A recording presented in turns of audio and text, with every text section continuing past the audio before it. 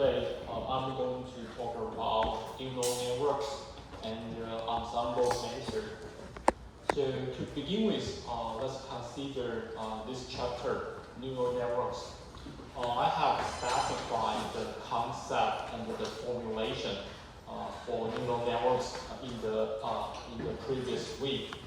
In today's lecture, to begin with, I would like to give a quick review. Okay, so this is in the following. I'm going to give a quick review. I'm going to specify how to generalize a linear model to two-layer neural networks. So this formulation is widely used in linear model for either classification or regression. Given data acts as the input, the model is parametricalized by W. To increase the fitting power, we consider nonlinear basis function. So in this linear model, we still predefine a set of n nonlinear basis function. Okay, so each nonlinear basis function phi j project the feature vector to a one-dimensional space. Since we have capital M basis functions, therefore we can project the data nonlinearly from the input space X to n-dimensional space. Okay, so this is the basic formulation for linear model. This is in the following, we are going to talk about what is the corresponding two-layer neural networks and what is the advantage of neural network over linear model. Okay, so this is a review. We have talked about this slide in detail last week. So in this slide, we are going to talk about the first layer in the two-layer neural network. Okay, so let's focus on the terms enclosed by the red rectangle. We project X nonlinearly to a one-dimensional space by a basis function phi j. How to carry out this function in the neural network? Actually, we consider two key equations. First of all, we make this layer learnable. Therefore, there are some learnable parameters in this in the first layer of neural network. Given data as the input, we calculate bias weighted sum. Bias is given here, and the weighted sum is the first term here. So the first step in this layer is to calculate bias weighted sum, and this is a linear operation. To increase the fitting power of neural network, the second step is given here. In the first step, we have the bias weighted sum Aj. Then we apply a nonlinear differentiable activation function to Aj. We get Lj.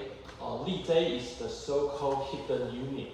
So if we want to use one sentence to summarize the functions provided in the first layer, it could be: we calculate bias weighted sum followed by nonlinear activation function.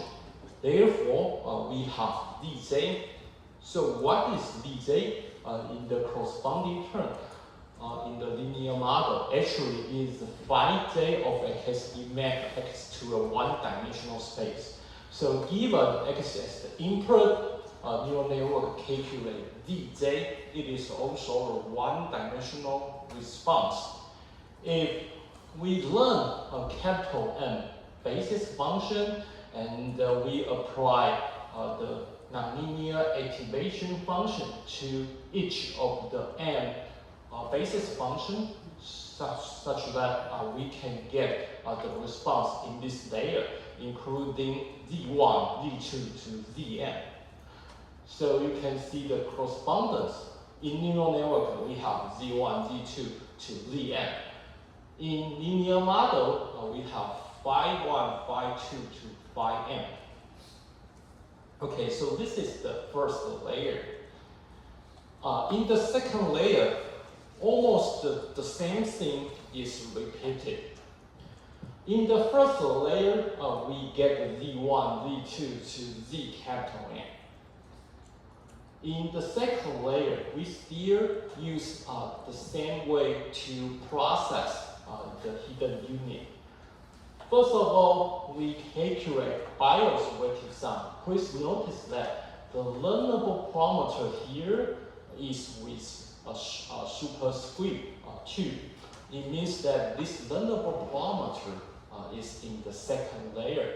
So in the second layer, we still calculate BIOS weighted sum to calculate the activation the output activation AK, followed by nonlinear activation function. Since this is the last layer, so this is also called output activation function. Okay, so this is the process. Okay, so it corresponds to the term it crossed by the red rectangle. To summarize, this is the corresponding two-layer neural network.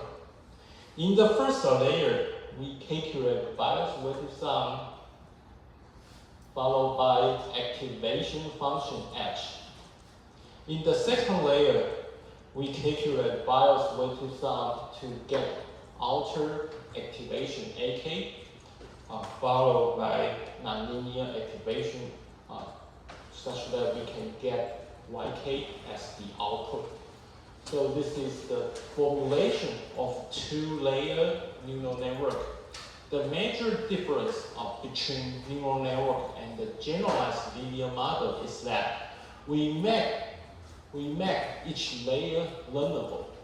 We don't predefine basis function in advance.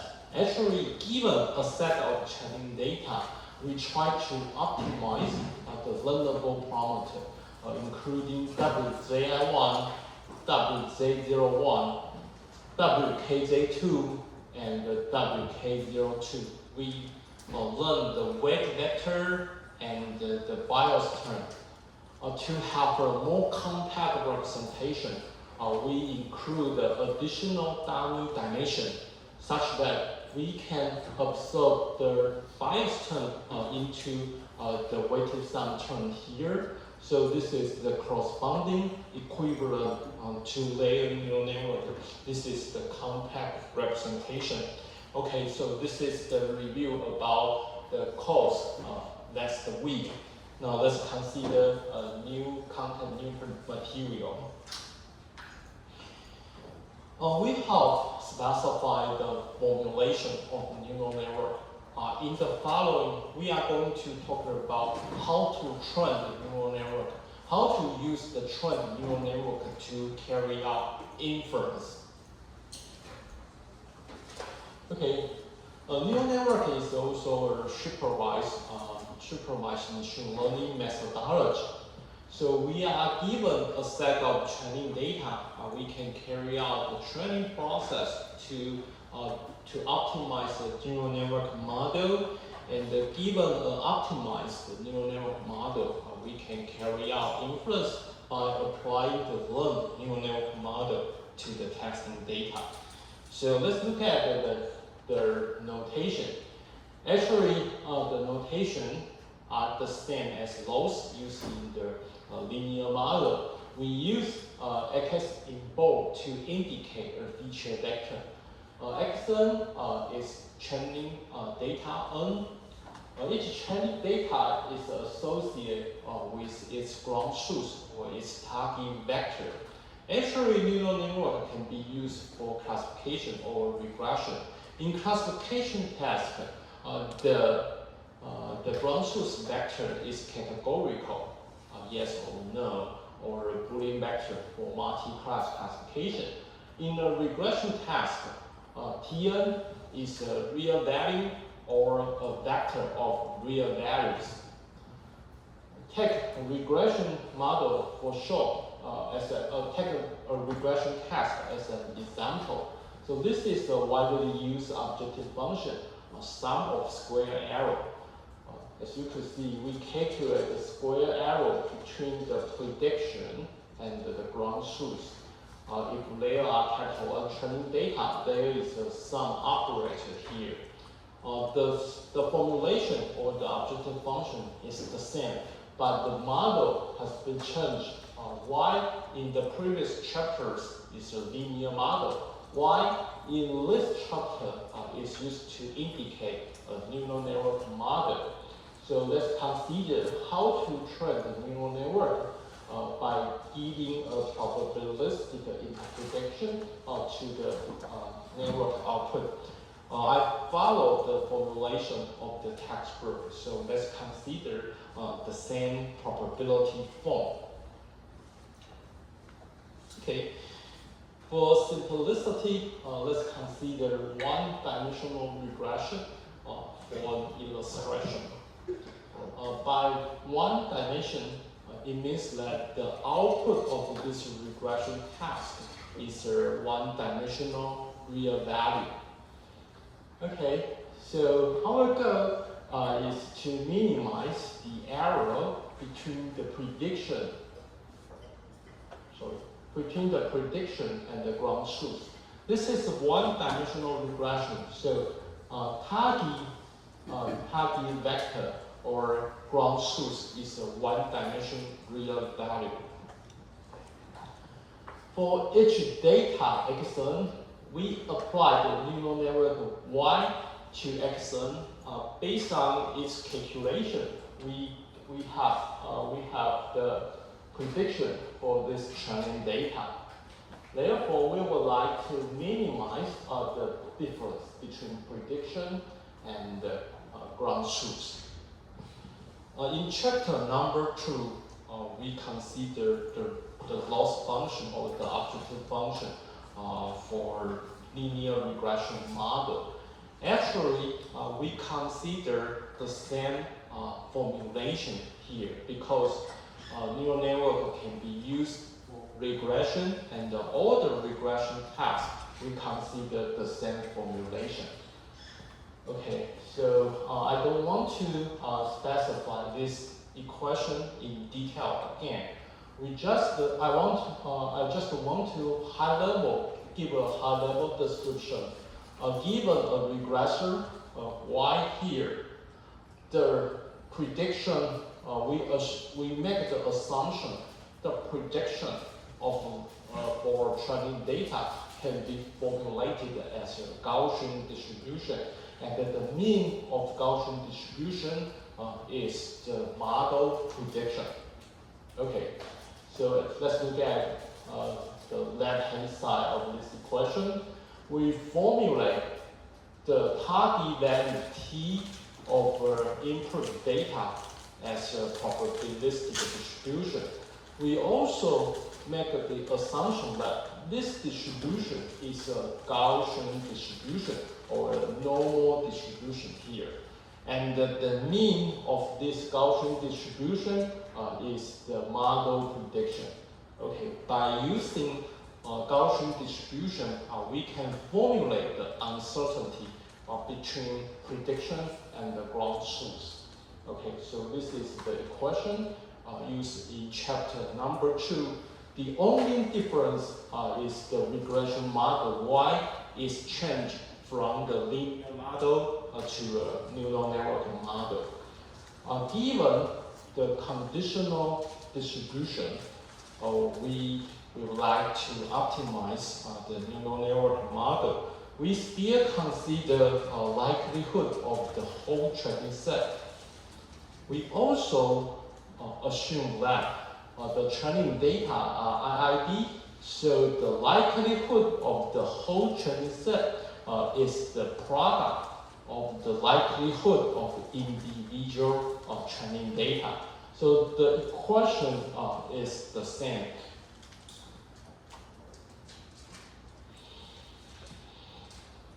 We still use negative log likelihood to carry out optimization.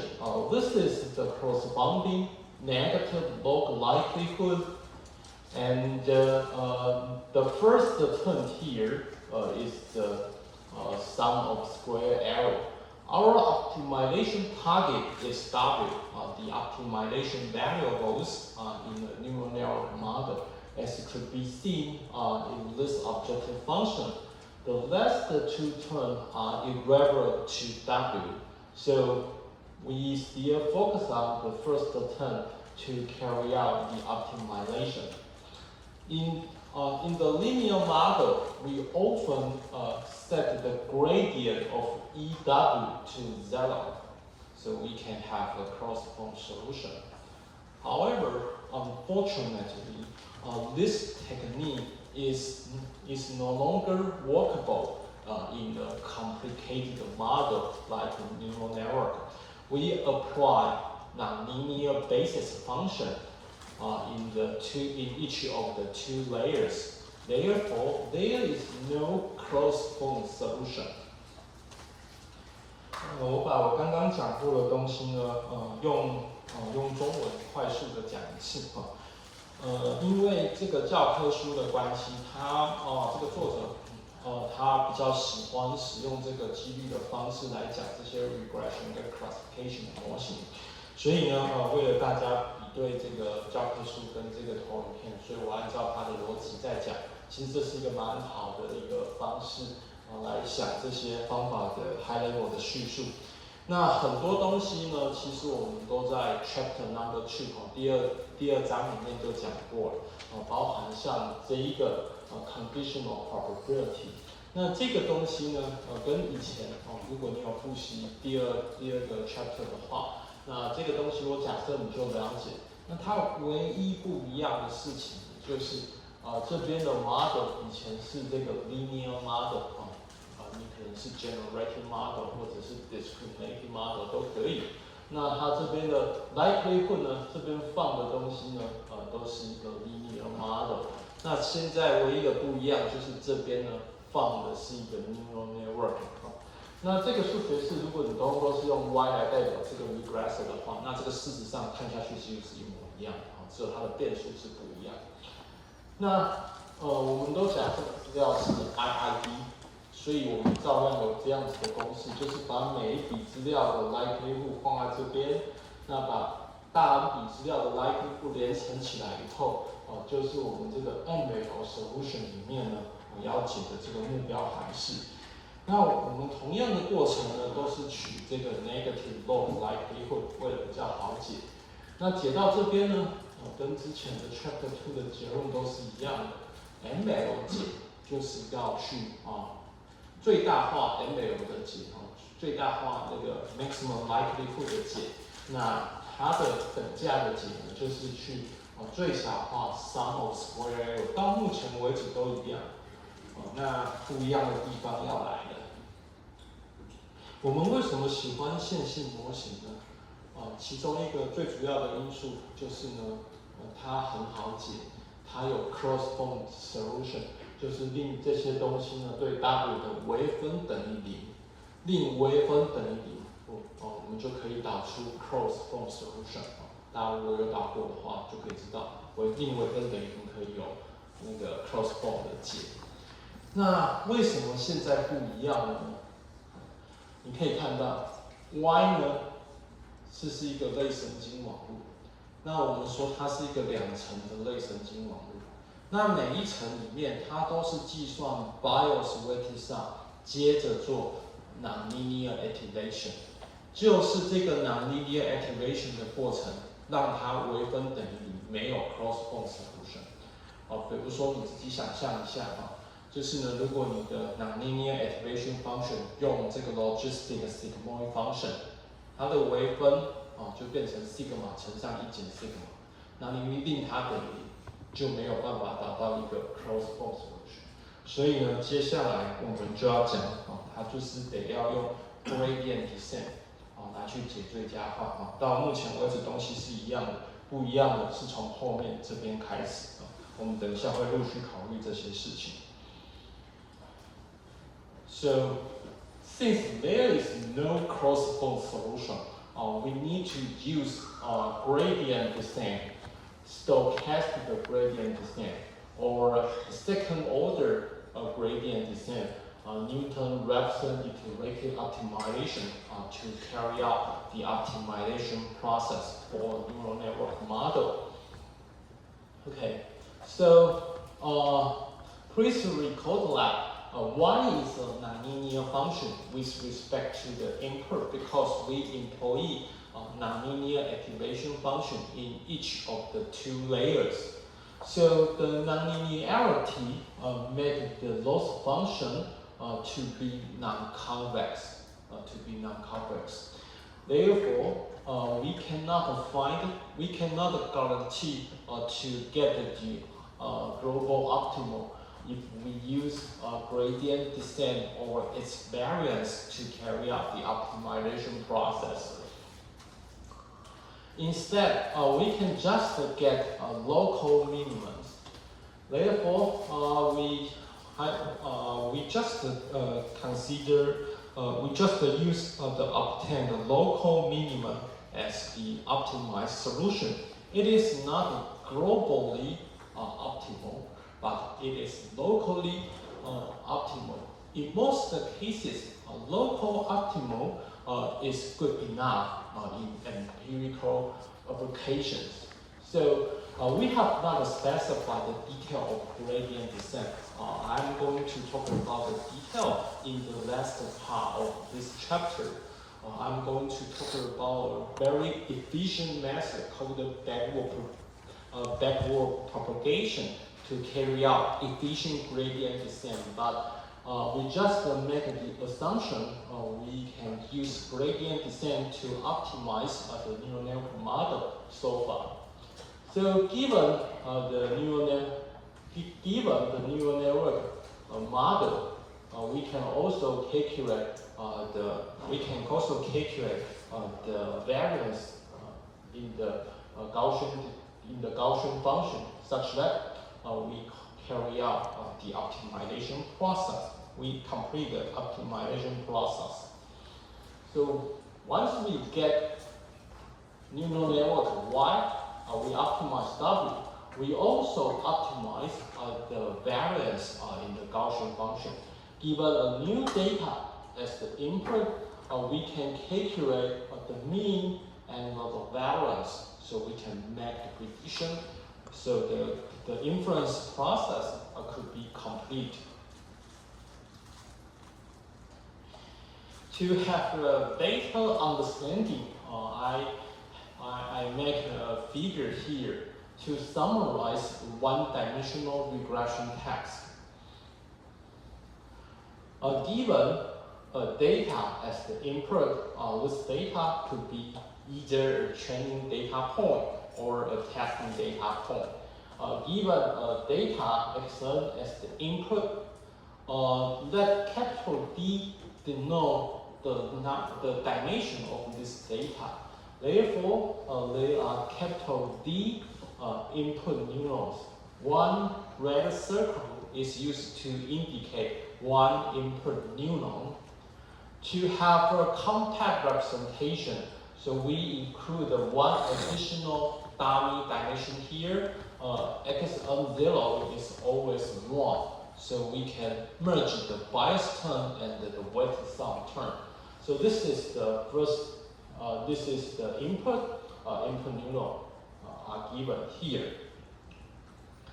In the first layer, we have some learnable weight in the neural network model. Therefore, we can calculate BIOS weighted sum followed by the nonlinear activation. We get the hidden unit Z1, Z2 to Z capital N. Okay, so this is the first layer. Similarly, to have a compact representation, we introduce one additional dummy dimension, z0. The value of z0 is always 1. So we can calculate BIOS vector sum in the second layer, and we get the output by applying the nonlinear activation function to obtain the BIOS weighted sum. Okay, so this is a one-dimensional regression task. We just need to have one output neuron in the last layer. Therefore, just one green circles in the last layer of the neuron. We can calculate the regression output. Since this is a supervised learning task, we have the ground truth. Yn is the prediction, and the Tn is the ground truth. Therefore, we can calculate the so-called sum of square error to carry out the optimization. Okay, so this is the diagram for one-dimensional regression.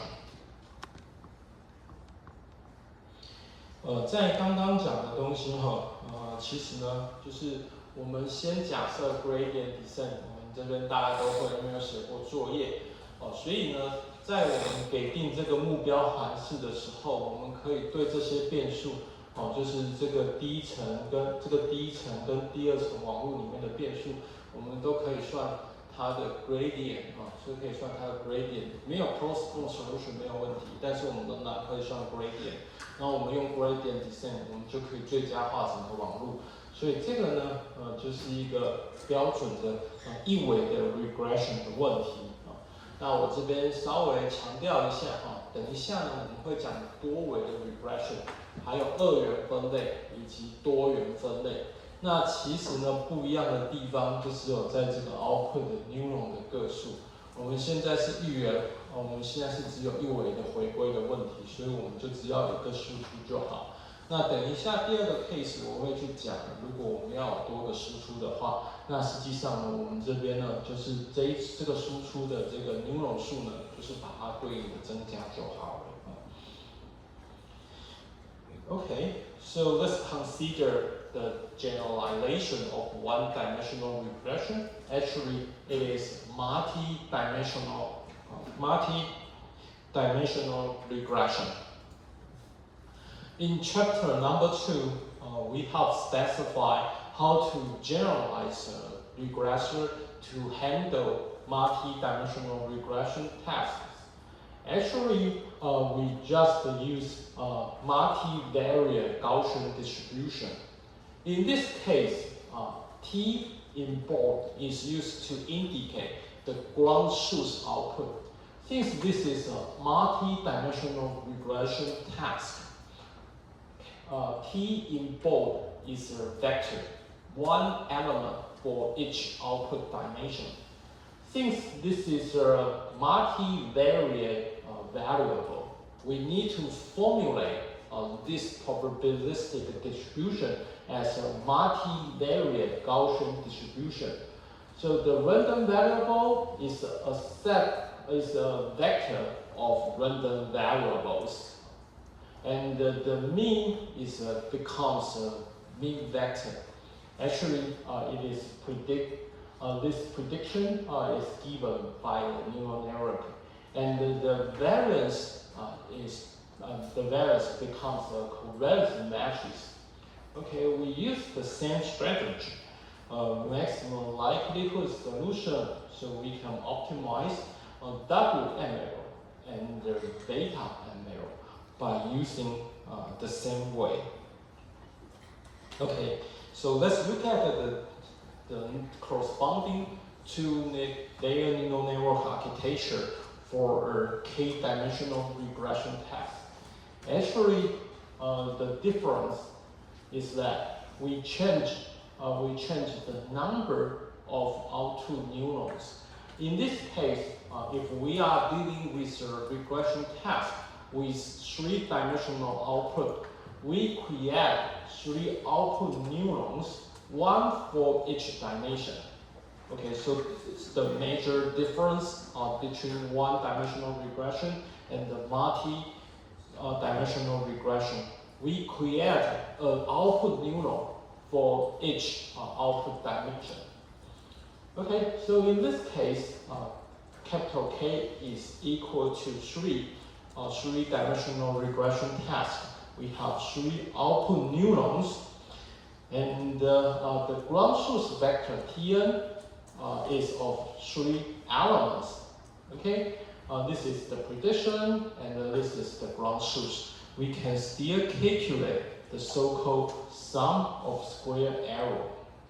Okay, so this is the diagram for multi-dimensional regression.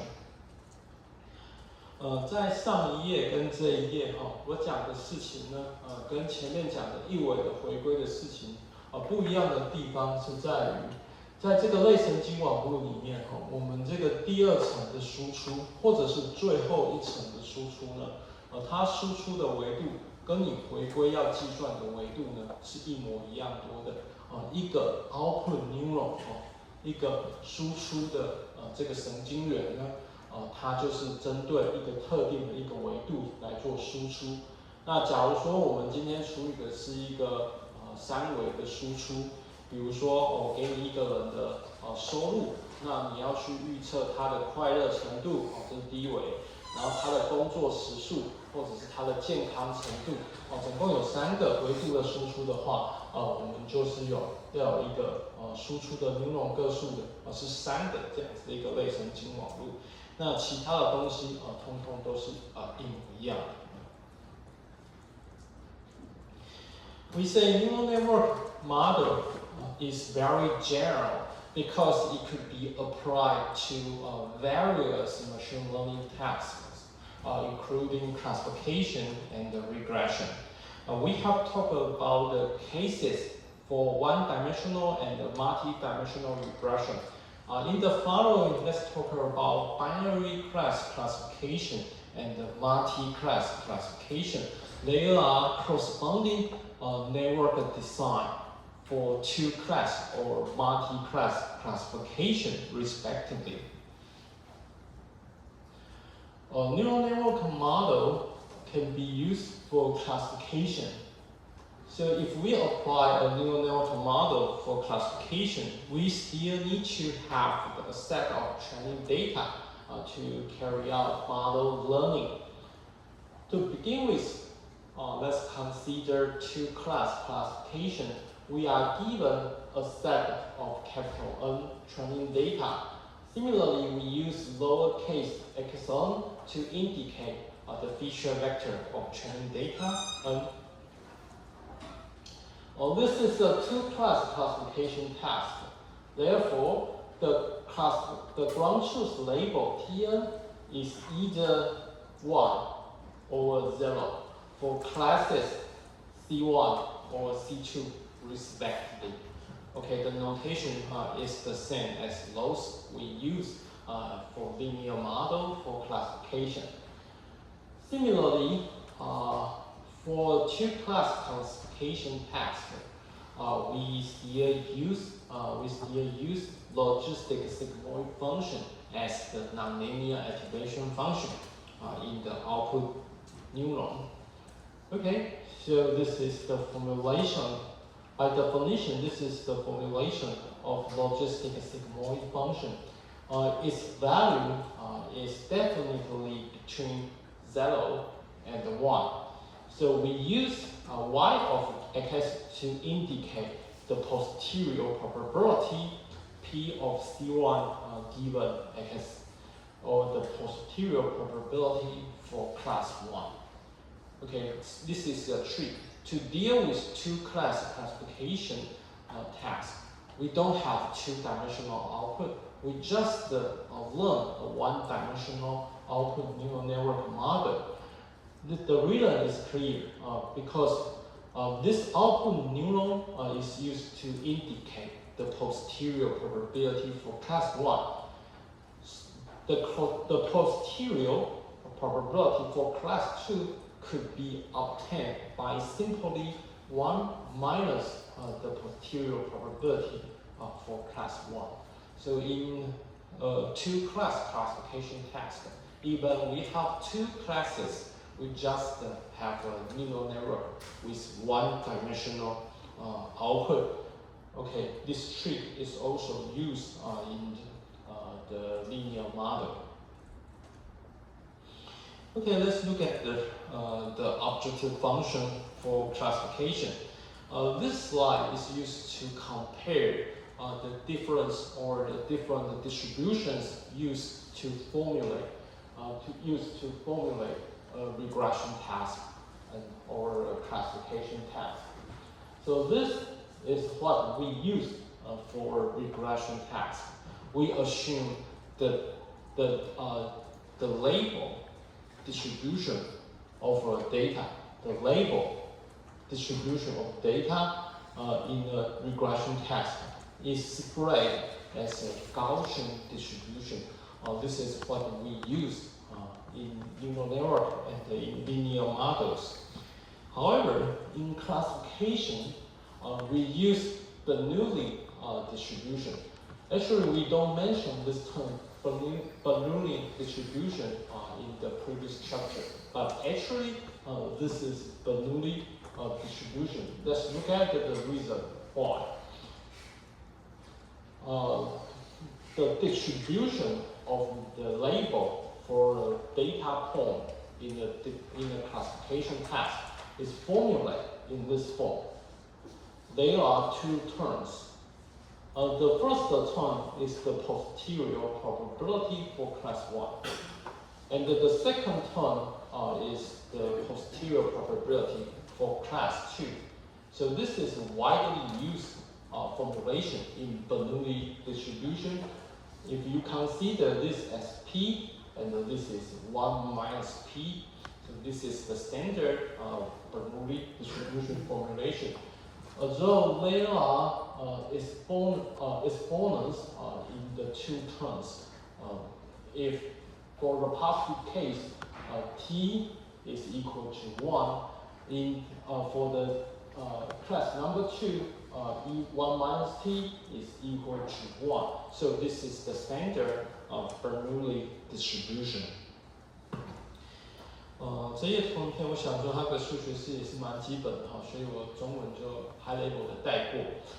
也就是说呢，我们在这个回归跟分类的问题，这本教科书呢，在回归的问题，它通通都是使用这个高斯分布来去模拟它这个回归的值，就是它的这个预测的值，跟这个 ground truth 的分布之间的不同的它的这些不确定性，是用高斯分布来模拟的。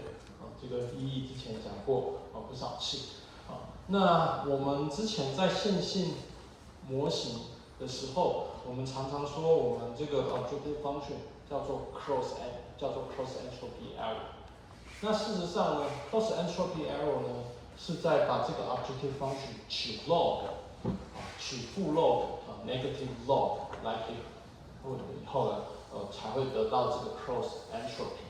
那在还没有取这个负 log 之前，它的格式一笔资料的格式是长得像这样子：第一个 class 的几率乘上第二个 class 的几率。那我们说呢，这其实呢就是在这个统计里面呢，它就是这个Bernoulli 的 distribution P 乘上1减 P 这样子。那这些东西呢是课本上有提到这个词，我们稍微提一下。不过之后呢，我们都还是取这个负 log negative log 来可以混。Okay, so given the objective function, we also make the IID assumption, and we apply negative log likely. We apply the negative logarithm operator to the objective function, so we get the so-called cross entropy error. So this model or this objective function is the same as that we use in linear model for classification. The only difference is that y is the prediction by a neural network instead of logistical regression. Okay, so we can still use gradient descent to carry out the optimization process. Once we optimize the model, we can get the optimized W, the parameters in the neural network architecture. So we have a neural network. Therefore, given an arbitrary input data for testing, we apply the neural network Y to this input testing data.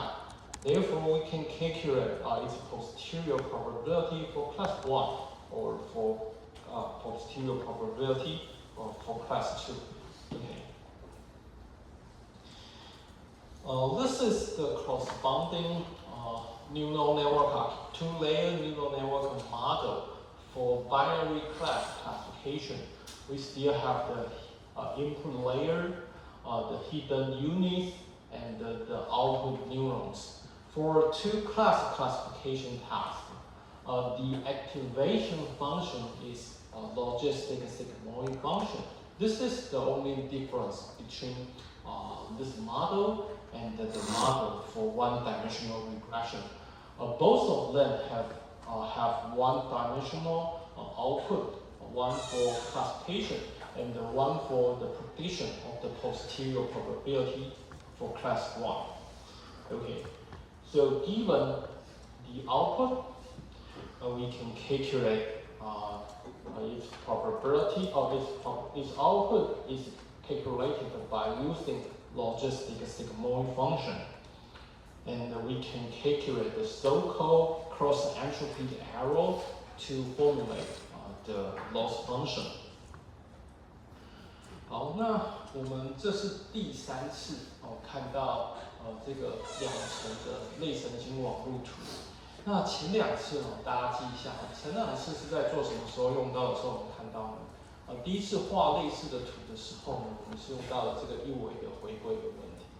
那第2次看到的时候呢，我们用到的呢是这个多维输出的这个回归问题。那这是在这个 chapter 里面，我们第3次画这个类似的图。那这个图呢，这个是用来做这个2元分类的问题的时候使用。那大家不晓得有没有注意到，就是当我在画这个图的时候，一维的回归的问题跟这个2元分类的问题，其实它的神经网络几乎是一模一样的，都是有2层，然后都是有一个输出的这个神经元。那在一维回归的时候，我就是输出那一维回归的我的预测的值嘛。那在这个2元分类的时候呢，我们就只输出第一个类别的 posterior， 那第2个类别的 posterior 就是1减掉这个，我们就可以得到第2个类别的这个 posterior。所以这个网络造型几乎是一样的。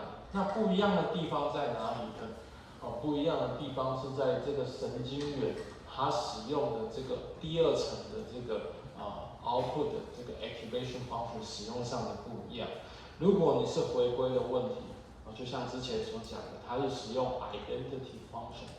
那如果是这个二元分类的问题的时候，它这个输出的 neuron， 它在计算输出的时候呢，它是使用这个logistic sigmoid function， 这是第一个不一样。那第2个不一样呢，就是呢，我们在做这个回归的问题的时候，它的 error 是 sum of square error。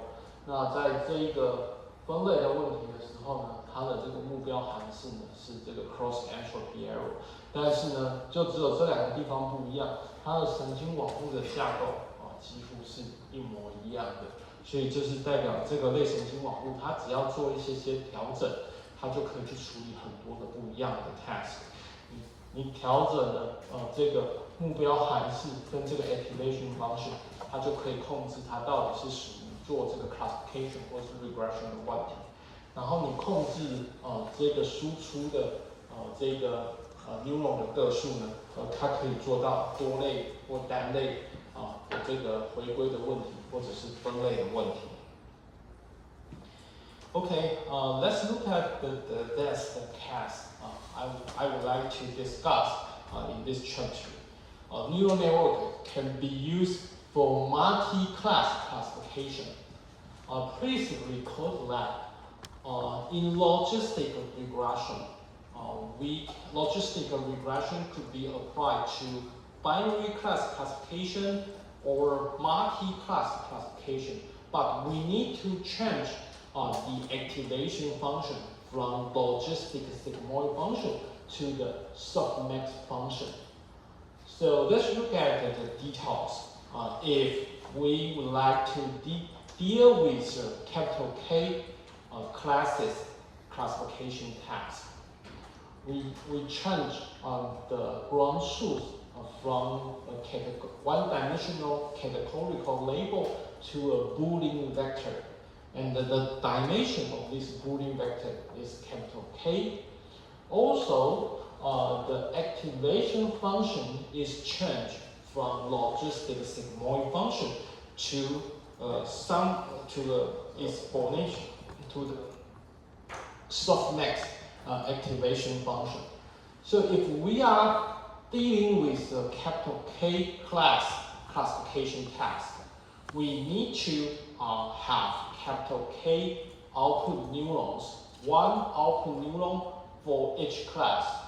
This is the formulation for a specific neuron K, lowercase k. We use lowercase k to index class, and the capital K is used to denote the number of classes. So for each class, lowercase k is softmax function is given here. I have explained the formulation in detail in the previous chapter, so I skipped the details here. As you can see, after applying softmax function, each output yk is between 0 and 1, and its summation over classes k is equal to 1.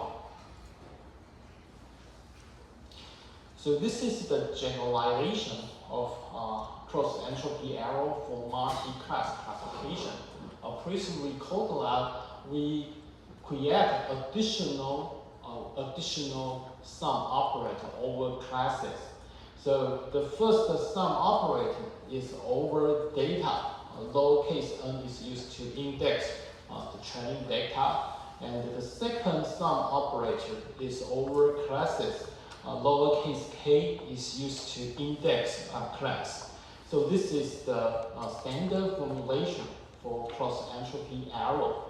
So after optimization, we use gradient descent to carry out the optimization. Given a new testing data X, we can calculate the softmax function by using the learned neural network. Okay, so let's look at the corresponding figure, the last figure. This is the neural network architecture for K-class classification. The formulation is the same as binary class classification, except we change the number of output neurons to the number of classes. If we are dealing with a three-class classification task, we need to create an output neuron for each class. Okay, so this is the corresponding prediction and the corresponding ground truth. So how to calculate the output? We use softmax function, and the difference between prediction and ground truth is we use the cross entropy error. OK， 所以总结一下我们这堂课这一小集呢，我们总共讲了4个 case， 一维的回归、多维的回归、二元分类以及多元的分类。那实际上呢，它对应到的2层的类神经网络，通通都是高度相关相似的那不同的个数不同的输出的个数就是用来做2元或多元分类，或1维跟多维分类回归的 task。那不同的 activation function 呢，就是再来管你到底是处理 classification 还是 regression。然后呢，你的不同的这个 objective function 就是预估的结果跟这个正确答案之间的差距呢你如果是回归问题，就用 sum of square error。那如果你是分类问题就是用这个 cross entropy error。OK， 所以我讲完了这4个 case， 那它有相似的网络架构。所以我们下一堂课要讲的目标呢，就是我们以其中一个当例子就是以多元回归当例子，讲一下怎么 optimize 整个网络，用一个很有效率的方法叫做导传递。那这个方法呢，经过了一些修改所有的 case 通通都适用那我们下一堂课来讲这些。